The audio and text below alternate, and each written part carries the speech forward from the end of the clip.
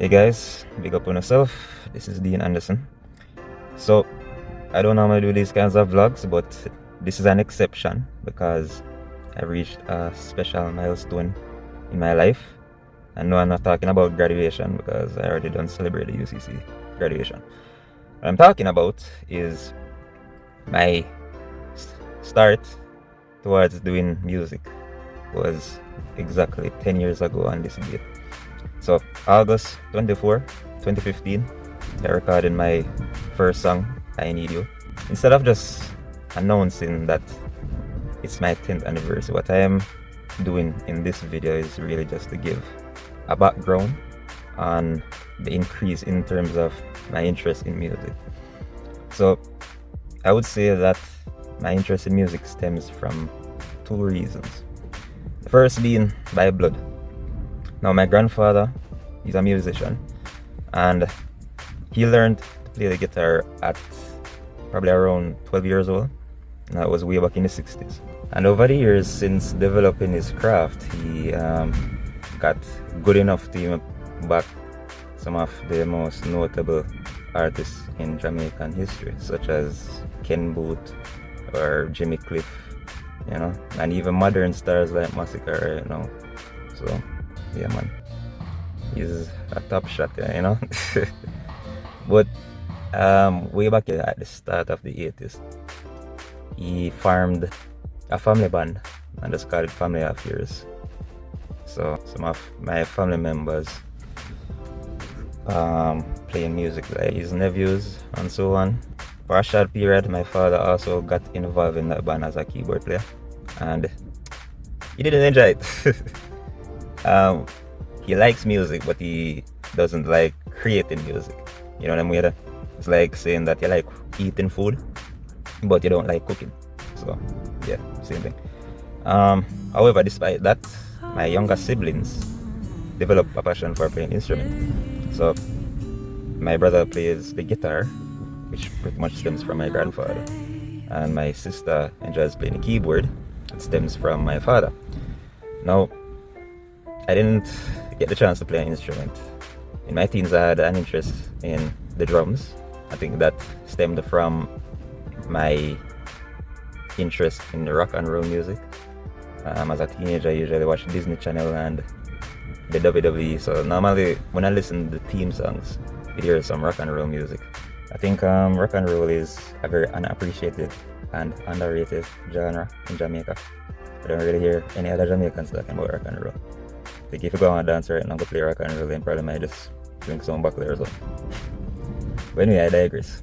So the drums, yeah, I enjoy the drums, and I would play that instrument if I actually got a drum set. But I don't really think I have that interest in the drums as I did in my teens. So maybe if I did it at church, maybe I would have developed it by now. But at the time, I didn't really find playing drums at church appropriate. So I'd rather learn in my own space. The point is, though, my interest in music stemmed from my grandfather as a musician, and he just basically passed down. I got the influence from him. Now my second reason would be this. All of you kids who were born after 2005, let's put it that way, this is called a CD case, and these are called CDs. Well, it's one of my DVDs too, but yeah. Now, why is this special to me? Well, I was born in 1999, and as a baby, CDs played a huge part in my life. As you can see, this and this as well. These are PlayStation 2 games. So PlayStation 2 is early 2000s era. So CDs played a huge part with me growing up. When I was a baby, I usually enjoyed road trips with my dad, and I usually played a game. So I would take out a CD like this, for example, right? And I would just basically just put this in the CD player, like that. And whenever the trip starts, I would just this a CD now work again because it would. Majority of them now work. But anyway, as a child, what I would do was, whenever the trip starts, I'd start the CD at track 1, And while I'm driving, or while we are driving, I do not skip the song whatsoever, no matter what. Just always allow the track to continue playing while I'm on the road. When I reach the destination now, that's when I would say, oh, so this is how long it took to get to this point, right? And subconsciously, while doing that game, I basically learn a plethora of tracks, alright? So it pretty much just grew on me. And over time now, I developed more interest in further music that weren't on the CDs. So YouTube, for example, you just use YouTube and discover new music. Eventually started downloading music as well. I don't tend to enjoy using streaming platforms, but yeah, I prefer download them and then have them offline on the go. So yeah. Now this is I Need You, the one that I got 2015, August 24. Alright, I'm not even sure if it's work right now, but let's see.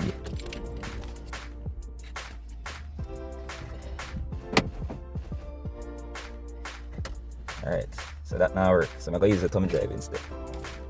Alright.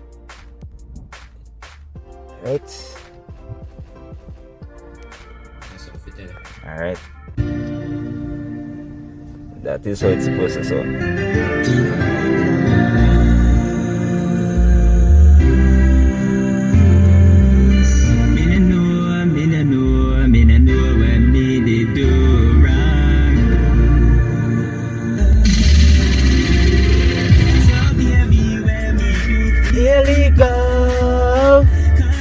Alright, so you basically get the point then. So yeah.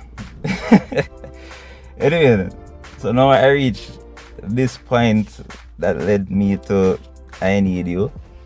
Now what inspired me to do I Need You? Well, it's from a heartbreak.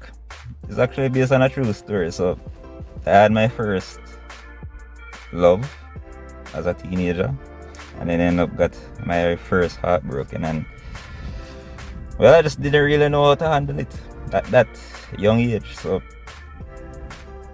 at the time I was listening to some songs like Tyrese Gibson, How You Gonna Act Like That, or Tony Braxton, Unbreak My Heart.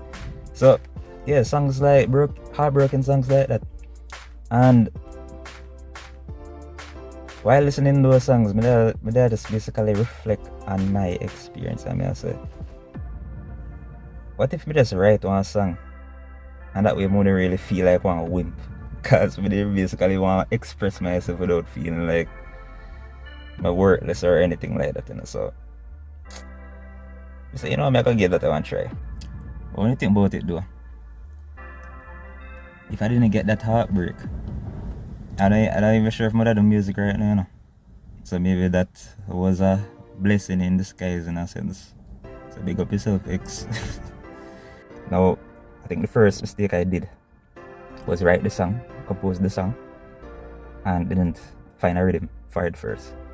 So as a result now, when I already composed the song, it was difficult to find an appropriate rhythm that would fit. The only way composing a song first without a rhythm would work is if you know how to compose a instrumental for it. I didn't know how to do that, so I basically just went through my playlist and realized that maybe a dancehall rhythm could have fit it the best. So my dancehall playlist now, at the time, you know, it's Alkaline did that trend, you know, 2015, and stumbled upon Move Mountain. And now there I said, you know, some Move Mountain rhythm sound like it could actually work though, because the vibe, how you feel, it just feel like one heartbreak kind of rhythm. So I say, you know, I'm gonna use that, and I'm gonna look for a remake of that rhythm, because I'm gonna find no instrumental of the official rhythm. So if I know a remake and decide, you know, I'm gonna work with that, and it actually sound good. So big up to the person who did actually create that rhythm. So yeah, man. Going to Junction now, St. Elizabeth, but I made it go the studio for record. Paid $2,000 at the time, I think, to record it. And I never did like how the recording come out. honestly. First recording, so it never sound good to me. It sound very off key, especially with the auto-tune and the man that I using, the heavily auto-tune it. Alright, I'm gonna show you an example of what I'm talking about. So this is how it originally sounded.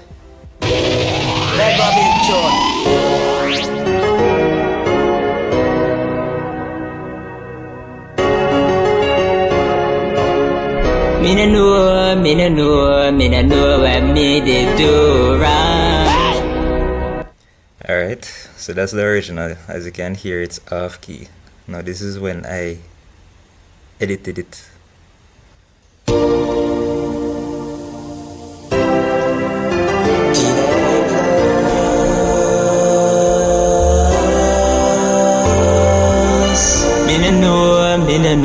Me no know what me they do wrong. Alright, so that's pretty much the difference. You can hear it's a huge improvement when you compare the modified one to the original. Alright, so when we record this song, right, and after this to digital, so when I digitalize it now, upload it to Facebook, which, as you know, in 2015 Facebook was the TikTok of that era. So upload it to Facebook, and I see some fairly good reception at school, Monroe College. The reception was kind of mixed because, as I said, the recording did so good, it was very off key. So yeah, you hear people that say we need some more work on it, but they see the potential and whatever. I think one era they gravitated towards me no know what me they do wrong. I usually use that throughout conversations, even in a class. Like if teacher call upon them and ask them, yo, what's the answer for this? They would say, me no know. Yeah, but it was hilarious. It was a nice period, you know. In terms of my name now, at that time I call myself Dean A. Not Dean A plus, but Dean A. And then one of my brethren now named Preston Elliott, who used to call Queen at the time. He asked me about my stage name, and I said Dean A. He said, nah man, you need something more. You know, feel a name there. So he said, he asked me if to describe what kind of music what I plan to do in the near future. There's some I'm not really sure, but this plan, what I have in mind right now, is to do some positive kind of music. Because I don't really see myself I do much expletives and them kind of slack song. So I said, alright, cool. How about you call your name? How about you call yourself Plus? Plus for positivity. I said, alright, what do you think about that? So I'm going to reach home now and I think about it. And I said Dean A, which is the name I have in mind, and then I hear Plus as a suggestion. So I said, you know what, I'm going to just merge and call myself Dean A Plus. And that's how that come about. And I think the A plus now just represents good quality music, because I was determined to make sure that I'm gonna make the horrible recording with I Need You happen again in my future songs. So I ensure I put the extra effort into my craft. I intend to just release some flat tracks like that, you know. And I think that's also one of the reasons why I'm not really release music consistently, because alright, I have 45 reasons. One is because I'm more interested in the track perfect. So I just do it myself, because nobody else can do it better, just do it yourself. Two, studio is a risk when you try to pay a studio and then still end up not give you like what you want it to do. And you basically have to pay $2,000 per hour.